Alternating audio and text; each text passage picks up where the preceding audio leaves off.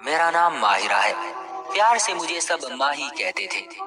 मेरे बाबा एक आर्टिस्ट थे और तस्वीरें बनाकर बेचते थे। बाकी सब आर्टिस्टों की तरह बाबा भी गुर्बत की चक्की में पिस रहे थे, मगर इस फन को छोड़ने पर तैयार नहीं थे। हमारी जिंदगी भी यूं ही सिसकते हुए गुजर रही थी। हर छोटी से छोटी ख्वाहिश के लिए भी तरसना पड़ता था। कभी कभी तो मैं माँ से लड़ने लगती थी कि आपने बाबा से ही शादी क्यों की थी। वो बेचारी हर बार चुप रह जाती।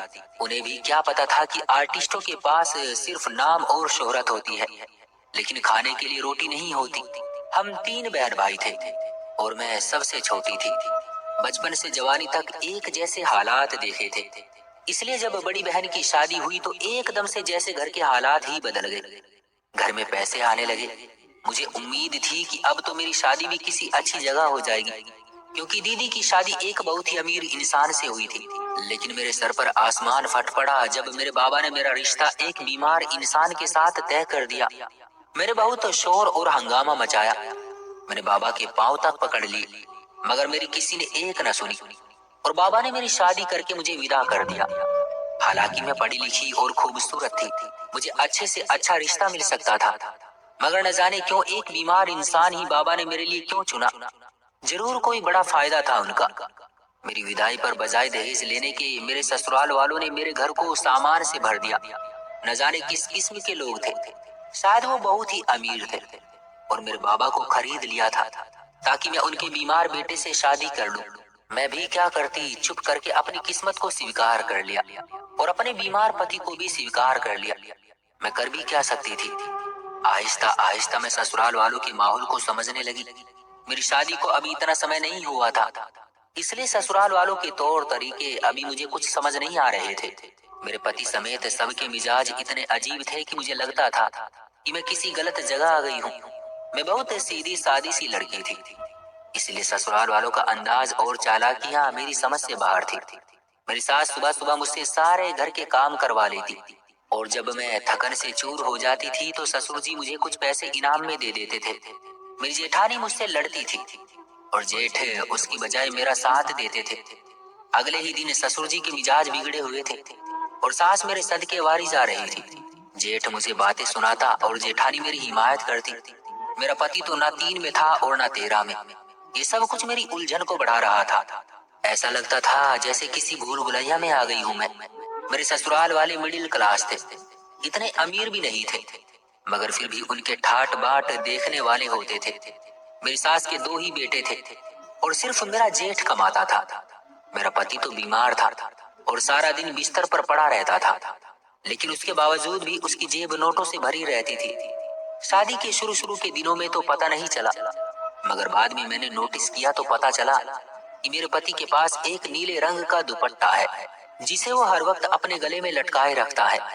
मुझे लगा कि ये इस दुपट्टे से अपना मुंह साफ करता होगा, इसलिए मैंने इतना ध्यान नहीं दिया।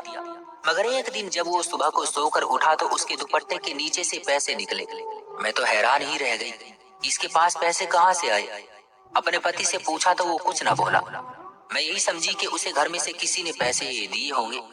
उससे अगले दिन भी जब उसने पैसे उस नीले दुपट्टे के नीचे से निकाले तो मैं हैरान रह गई कि ऐसा कैसे हो सकता है। भला वो कौन सा जादुई दुपट्टा था जिसको गले में डालने से सुबह पैसे मिलते हैं। लेकिन मैं देख रही थी कि ऐसा ही हो रहा था। वो तो हर वक्त उस नीले दुपट्टे को गले में लपेटे रखता। मैं एक दिन कपड़े धो रही थी तो उससे कहा कि अपने गले से ये दुपट्टा उतार कर मुझे दे दो, मैं इसे धोकर सुखा देती हूँ। मगर मुझे बहुत हैरत हुई जब उसने मुझे डांट कर मना कर दिया कि नहीं, मुझे इस दुपट्टे को नहीं धुलवाना। मैंने फिर से कहा कि पूरे हफ्ते से तुमने ये दुपट्टा गले में डाल रखा है, ये गंदा हो गया है, मुझे दे दो, मैं इसे धो देती हूँ। मगर वो इस बार गुस्से से बोला कि आज के बाद इस दुपट्टे के बारे में कोई बात ना करना, अब जाओ यहाँ से। मैं उसके गुस्से पर हैरान होती हुई वहाँ से चली गई। भला इसमें गुस्सा करने वाली क्या बात थी, वो सिर्फ एक दुपट्टा ही तो था। मगर वक्त गुजरने के साथ साथ मुझे पता चला कि वो सिर्फ एक दुपट्टा नहीं था, बल्कि उसमें कुछ तो खास था। सारी रात वो नीला दुपट्टा मेरा पति लेकर पड़ा रहता। अगले दिन उठता तो नीचे से ढेरों पैसे मिलते। मैं हैरान और परेशान रहती। इससे पूछती तो कहता तुम्हें क्या मतलब है, पैसे तो आ रहे हैं ना, फिक्र क्यों करती हो। मुझे तो इस दुपट्टे को हाथ भी नहीं लगाने देते। मैंने एक दिन अपनी सास से पूछा कि क्या आप मेरे पति को पैसे देती हैं। तो वो कहने लगी, लो भला मैं क्यों पैसे दूंगी उसे। मैंने ससुर जी और जेठ से भी पूछा, मगर उन्होंने भी इनकार कर दिया। फिर न जाने मेरे पति के पास इतने पैसे कहाँ से आते थे। हमारे कमरे में कोई आता भी नहीं था। फिर ये राज मुझे कैसे पता चलता, मुझे समझ नहीं आ रहा था। मैंने खुद को हालात के धारों पर छोड़ दिया कि जो भी राज है एक ना एक दिन तो पता चल ही जाएगा। मेरा पति कोई कामकाज तो करता नहीं था, बल्कि सारा दिन बिस्तर पर लेटा रहता था और मेरे अलावा उसका कोई ख्याल भी नहीं रखता था। एक दिन मुझे कहने लगा कि पानी का टब भर कर लाओ, मैं खुद अपना दुपट्टा धो लूंगा। मैंने कहा भी लाओ मैं धो देती हूँ, मगर वो ना माना और दुपट्टा खुद धोया और बेड पर ही सुखाने के लिए डाल दिया। मुझे अब उस नीले दुपट्टे से चिढ़ होने लगी थी। एक दिन अचानक ही मेरे पति की तबीयत खराब हो गई। उसे कभी कभी सांस की दिक्कत हो जाती थी, लेकिन आज उसकी कुछ ज्यादा ही तबीयत खराब हो गई। मैंने जल्दी से अपने जेठ को फोन लगाया, वो घर आ गया। फिर सास और जेठ है उसे लेकर फौरन अस्पताल चले गए। मैंने कुछ देर बाद फोन करके पता किया तो मालूम हुआ कि अब उसकी तबीयत बेहतर है। मुझे सुनकर थोड़ा सुकून मिला। मैंने अपने लिए चाय बनाई और लेकर कमरे में आ गई। मैं चाय पी रही थी जब मेरी नजर बेड पर पड़े उस नीले दुपट्टे पर पड़ी। हड़बड़ी में वो दुपट्टा पति के गले से उतरकर बेड पर गिर गया था। मैंने सोचा कि इस दुपट्टे को आज हाथ में पकड़कर देखती हूँ कि वो क्यों मुझे इस दुपट्टे को हाथ नहीं लगाने देते। मैं एक हाथ से दुपट्टा देख रही थी और दूसरे हाथ से चाय पी रही थी। तब अचानक न जाने मेरे हाथ से कैसे चाय का कप गिर गया और चाय दुपट्टे पर गिर गई और वो गीला हो गया। मैं डर गई। कुछ देर में मेरा पति घर आने वाला था और अगर उसे पता चल जाता तो हंगामा खड़ा कर देता। मैंने जल्दी से चाय एक तरफ रखी और सोचने लगी कि मैं अब इसका क्या करूं। मैंने सोचा दुपट्टे को धो देती हूँ। मैंने जैसे ही उस दुपट्टे को धोया तो न जाने कैसे उसी वक्त मुझसे वो दुपट्टा फट गया। अब तो मैं बहुत ही ज्यादा घबरा गई कि अगर मेरे पति को पता चल गया तो वो तो मेरी जान ही ले लेगा। मैं सोचने लगी कि मैं अब क्या करूं। मैंने उस दुपट्टे को जल्दी से सुखाया और अपनी सास के कमरे में चली गई। उसकी अलमारी में इसी तरह का एक नीला दुपट्टा था, क्योंकि वो अक्सर नीला सूट पहनती थी। मैंने अपने पति वाला नीला दुपट्टा वहां पर रख दिया और सास का नीला दुपट्टा लाकर बेड पर रख दिया।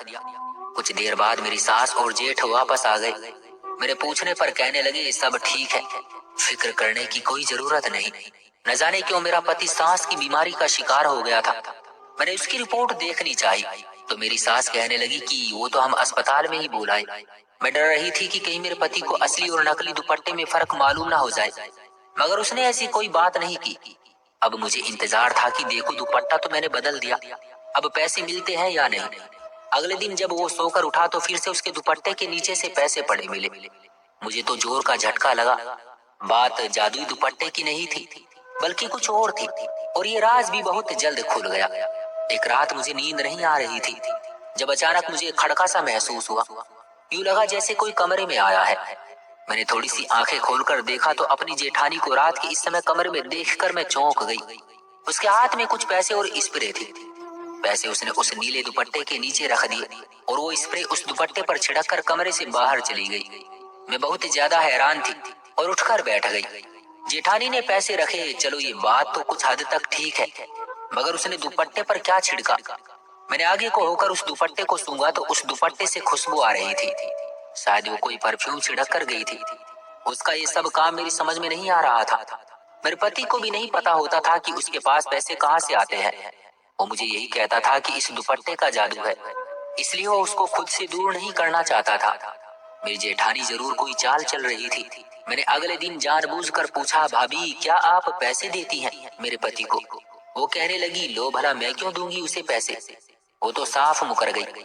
अगर रात को मुझे मालूम ना हो गया होता तो मैं उसकी बातों पर यकीन कर लेती, जिस तरह पहले किया था।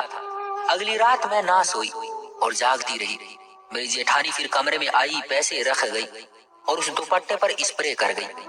मुझे कुछ गलत महसूस हो रहा था। अगले दिन जेठानी और जेठ को बात करते हुए सुना। वो आपस में हमारे बारे में ही बातें कर रहे थे। जेठ पूछ रहा था कि कब तक काम होगा, अब और इंतजार नहीं हो रहा।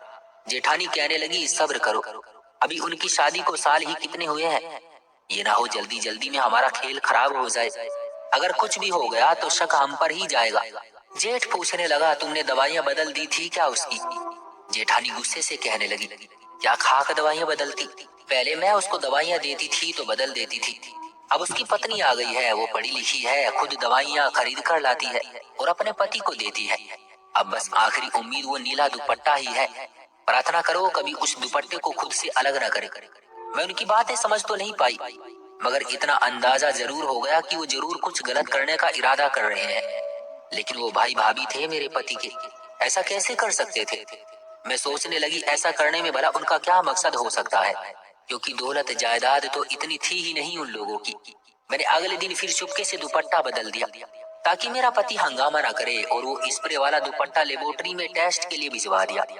मैंने सोचा जब तक टेस्ट हो रहा है मैं तब तक अपने पति के डॉक्टर से बात कर लूं। मैं डॉक्टर के पास गई तो उसने बताया कि मेरे पति को पहले सांस की कोई बीमारी नहीं थी, मगर कुछ समय से सांस लेना उसके लिए मुश्किल हो रहा था, क्योंकि सांस के जरिए कोई जहरीली गैस उसके अंदर जाकर फेफड़ों को तबाह कर रही है। अगले दिन जब लैब की रिपोर्ट मिली तो मेरा शक यकीन में बदल गया। उस दुपट्टे पर जो स्प्रे की जाती थी वो वाकई एक जहरीली गैस थी, जो कीड़े मकोड़ों को मारने वाली स्प्रे में इस्तेमाल करते थे। ये सब जानकर मेरे लिए बहुत जरूरी हो गया कि मैं अपने मासूम और भोले भाले पति की जान बचाऊं। अब तो मुझे यकीन हो गया था कि मेरे पति को बीमार करने में भी भाई और भाभी का ही हाथ था। मेरी सास ने बताया था कि 3 साल पहले उसका एक्सीडेंट हुआ था और वो बीमार रहने लगा, वरना पहले वो बिल्कुल ठीक था। इस हादसे में उसके दिमाग पर भी चोट लगी थी, जिसकी वजह से एक बात जो उसके दिमाग में बैठ जाती वो निकलती ही नहीं। भाभी उसके दिमाग में ये डालती थी कि इस नीले दुपट्टे से तुम्हें पैसे मिलते हैं, ये जादुई दुपट्टा है, इसे गले से उतारो मत। इसी वजह से वो हर वक्त उसे अपने गले में लपेटे रखता है और वो गैस सांस के जरिए अंदर जाती रही। भाभी के कहने पर ही वो इस दुपट्टे को किसी को हाथ भी नहीं लगाने देता था। सारी बातें खुलकर सामने आ गई थी। मैंने अपने सास और ससुर को बताया तो उन्हें यकीन ही नहीं आया। मैंने एक रात उन्हें अपने कमरे में छुपा लिया कि अपनी आंखों से देख लेना। तब रात को जेठानी आई और पैसे रखकर और स्प्रे करके चली गई। सुबह सास और ससुर को मैं डॉक्टर के पास भी लेकर गई। सब सच पता चलते ही ससुर ने जेठ और सास ने जेठानी को मारना शुरू कर दिया। वो दोनों अपनी पोल खुलने पर शर्मिंदा थे और माफी मांग रहे थे। जेठ और जेठानी ने ये सब लालच में आकर किया था। असल में मेरे ससुर के बाबा जिंदा थे और वो गांव में रहते थे। काफी जमीनें थी उनकी, जिनकी वैल्यू आज के जमाने में बहुत बढ़ गई थी। उन्हें अपने पोते यानी मेरे पति से बहुत मोहब्बत थी, इसलिए जब उसका एक्सीडेंट हुआ और वो बीमार हो गए तो उन्हें हर वक्त उसकी फिक्र लगी रहती थी।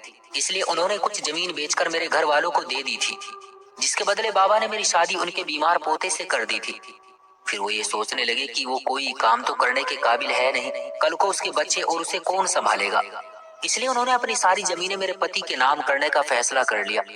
ये फैसला मेरे जेठ और जेठानी को बहुत नागवार लगा, क्योंकि उनको उम्मीद थी कि दादा के मरते ही दौलत उनके बाबा और फिर उन दोनों भाइयों के पास आ जाएगी। मेरा पति तो पहले ही बीमार था, इसलिए सारी जायदाद और जमीन का मालिक मेरा जेठ बनता, लेकिन ईश्वर की पकड़ से वो कब तक बच सकते थे। इसलिए उनका राज मेरे सामने आ ही गया और सच सबको पता चल गया। सास और ससुर ने दोनों पति पत्नी को घर से निकाल दिया। वो जानबूझकर अच्छी तरह से मेरे पति का इलाज भी नहीं करवा रहा था। मैंने खुद अपने पति का इलाज करवाया और वो फिर से अपने पैरों पर खड़ा हो गया, बिल्कुल ठीक हो गया। उसने अपने भाई और भाभी को माफ कर दिया, लेकिन मैंने साफ कह दिया था कि वो यहाँ नहीं रह सकते। वो शर्मिंदा थे, लेकिन मैं इतनी जल्दी उन पर भरोसा नहीं कर सकती थी। मुझे लगता था कि मेरी सारी जिंदगी यूं ही बीमार पति के साथ गुजरेगी, मगर मेरे ईश्वर ने मेरे सब्र का बेहतरीन फल दिया और मैं उसका जितना धन्यवाद करती उतना ही कम था। तो दोस्तों, ये थी हमारी आज की कहानी। उम्मीद करते हैं कि आपको पसंद आई होगी। आपका क्या कहना है इस कहानी के बारे में? कमेंट करके हमें जरूर बताएं। वीडियो को लाइक करके चैनल को सब्सक्राइब कर लीजिए और साथ में घंटी को दबाकर ऑल पर सेट कर लें, ताकि आने वाली वीडियो आपको तुरंत मिले। मुझे दीजिए अगली वीडियो तक इजाजत, तब तक के लिए धन्यवाद।